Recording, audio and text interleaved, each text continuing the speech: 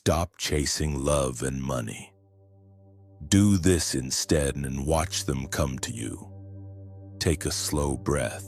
Notice how much of your life has been spent running. Running toward someone's approval, running toward financial security, running toward the next achievement. Running toward the feeling that one day you will finally be enough. And yet, the more you run, the more exhausted you feel. The more you chase, the further it seems to move away. Love feels unstable. Money feels uncertain. Peace feels postponed. This is not bad luck. This is attachment. In Buddhist teaching, suffering does not come from not having. It comes from clinging. Clinging creates tension. Tension creates fear. Fear shapes your energy, and your energy shapes your reality. When you chase love, you silently say, "I am incomplete without you." When you chase money in desperation, you silently say, "I am unsafe without more." The world feels this, people feel this, opportunities feel this, and what feels heavy is rarely attractive. So today we go deeper, not into surface motivation, not into just work harder, not into pretending you don't care. We go into something much more powerful. The art of becoming whole, the art of detachment, the art of attracting instead of chasing. Principle 1. Become whole before you seek. Love is not meant to fill your emptiness. Money is not meant to fix your fear. If you approach relationships as rescue missions, you will create pressure. If you approach money as survival, you will create panic, and pressure suffocates. Panic distorts judgment. Wholeness is different. Wholeness means you enjoy love, but you do not collapse without it. You appreciate money, but you do not worship it. When you are emotionally stable alone, you become deeply attractive. Why? Because stability feels safe. A person who is not afraid of being alone does not cling. A person who trusts their growth does not beg. This calm self-sufficiency is magnetic. It says without words, "I choose you. I do not need you to survive." And being chosen feels powerful. Principle 2. Stop proving. Start being. Many people chase success to prove they matter. Many chase love to prove they are worthy.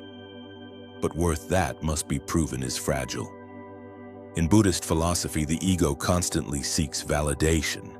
It builds identity from external feedback. More money, more admiration, more status. But the ego is never satisfied. There is always more to achieve, more to compare, more to fear losing. When you stop building your identity on unstable things, something shifts. You begin to act from authenticity instead of insecurity. You speak honestly. You create freely. You choose consciously. And paradoxically, this is when respect grows. This is when influence grows. This is when attraction grows. Because authenticity is rare, and rarity has value. Principle 3. Detachment is not indifference. Detachment does not mean you stop caring. It means you stop clinging. You can desire success without fear controlling you. You can desire love without anxiety consuming you. Detachment is inner freedom. It is the ability to say, "I will give my best, and I will remain steady regardless of outcome." When your nervous system is calm, your decisions become clearer. When your mind is not obsessed with loss, your creativity expands. A detached person is powerful because they are not desperate, and desperation pushes away what calm confidence attracts. Principle 4. Build value, not neediness. If you want money to flow toward you, stop asking how to grab it. Start asking how to create value. Money is an exchange of energy. If you solve problems, serve others, build skill, it flows naturally. But if you chase it without growth, you remain in tension. The same is true for love. Instead of asking, "How can I be loved?" ask, "Am I emotionally safe? Am I kind? Am I grounded?" Love does not move toward emotional chaos, it moves toward emotional safety. Money does not move toward panic, it moves toward competence and clarity. Principle 5, slow down. Chasing is fast, presence is slow. When you slow down, you begin to see your real motives. Do you truly want more money, or do you want peace? Do you truly want attention, or do you want connection? Speed hides insecurity, stillness reveals truth, and truth simplifies your life. When your actions align with your deeper values, effort feels lighter. You are no longer running blindly, you are walking consciously. The deeper truth. Love and money are not rewards for effort alone. They are reflections of inner alignment. If you carry fear, you project fear. If you carry scarcity, you project scarcity. If you carry calm certainty, you project calm certainty. People trust certainty. Opportunities trust clarity. The mind that constantly thinks, "Well, what if I lose this?" creates instability. The mind that thinks, "I will adapt, I will grow," creates resilience. Resilience is attractive. Buddha taught impermanence. Everything changes. Relationships shift. Wealth fluctuates. Status fades. If your identity is built on something unstable, anxiety is inevitable. But if your identity is built on awareness, discipline, compassion, and skill, you remain steady, and steadiness draws others in. When you stop chasing, something surprising happens. You reclaim energy. Energy that was wasted on comparison. Energy that was wasted on anxiety. Energy that was wasted on overthinking. That energy can now be invested in mastery, in health, in purpose, in growth, and growth compounds. Not overnight, but inevitably. When you are no longer obsessed with being chosen, you become selective. When you are no longer obsessed with earning more, you become strategic. You move from survival mode to creator mode, and creators attract. There is also this quiet realization. When you chase, you live in the future. You postpone happiness. I'll relax when, I'll feel secure when, I'll be worthy when. But life is happening now. Peace is available now. When you sit with yourself without panic, you discover something important. You were never incomplete. You were conditioned to believe you were. And once that illusion begins to dissolve, the urgency softens. You act. But you are not frantic. You desire. But you are not attached. This is strength, quiet strength, the kind that does not shout, the kind that does not beg, the kind that does not collapse. And from this state, attraction becomes natural, not mystical, not magical, but psychological and energetic. Calm people make better decisions create better outcomes increase confidence. Confidence, when grounded, is magnetic. So the final truth is simple yet demanding. Stop building your life around acquisition. Start building your life around inner quality. Cultivate discipline, cultivate awareness, cultivate compassion, cultivate skill. Let love be something you share, not something you beg for. Let money be something you manage, not something you worship. When you no longer demand the world to complete you, the world responds differently. Because you are no longer chasing from fear. You are moving from wholeness, and what belongs with wholeness moves toward it naturally.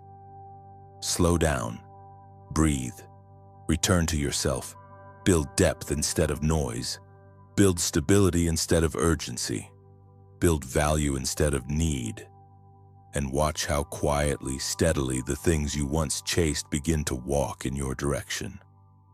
Deep flow conclusion. Through the eyes of the Buddha. Now let us go even deeper.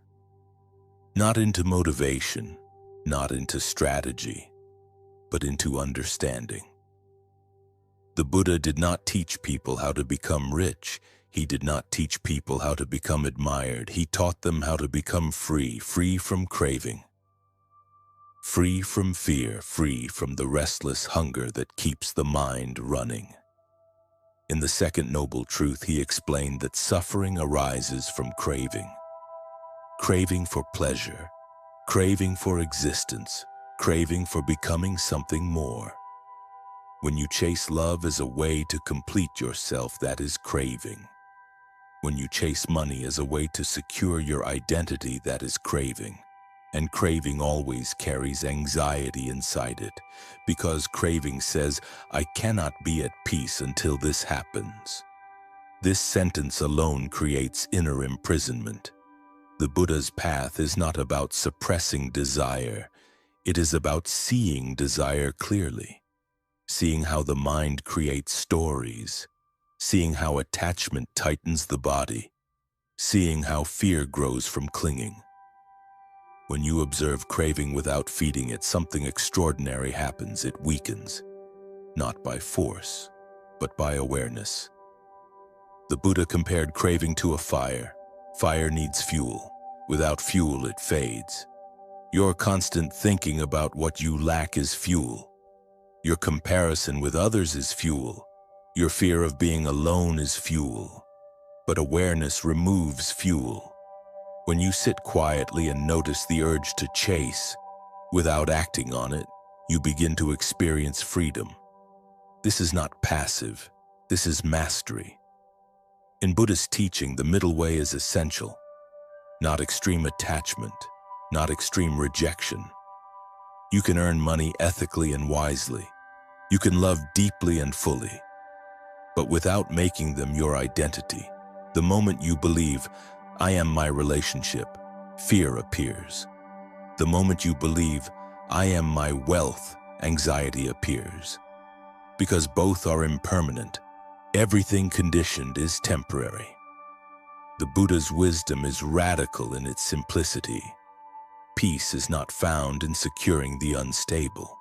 Peace is found in releasing the illusion of control. When you stop trying to control outcomes, you gain control over your mind, and the mind is the true battlefield. If your mind is restless, even wealth feels insufficient. If your mind is calm, even simplicity feels abundant. The Buddha himself lived without possessions, yet kings sought his counsel. Why? Because inner authority is more powerful than external status. When you cultivate mindfulness, you begin to notice subtle shifts. You respond instead of react. You choose instead of cling. You give instead of grasp.